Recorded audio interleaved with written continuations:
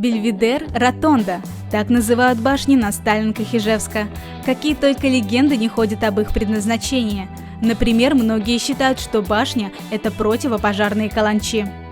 В 50-е годы Ижевск в основном еще был деревянный город, и тогда можно было действительно наблюдать за происходящими пожарами.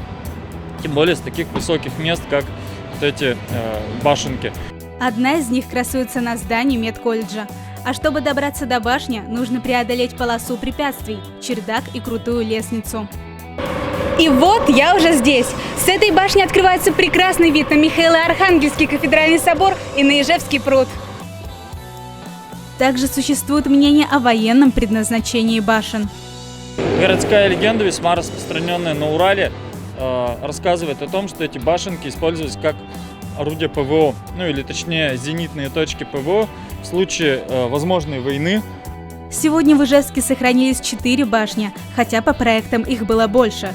Некоторые столица Удмуртии утратила со временем.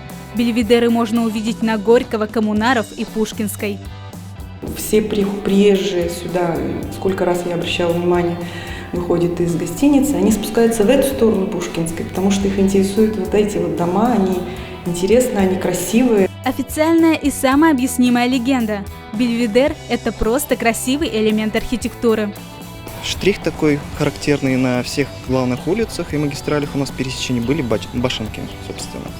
Автор, архитектор Василий Степанович Масевич.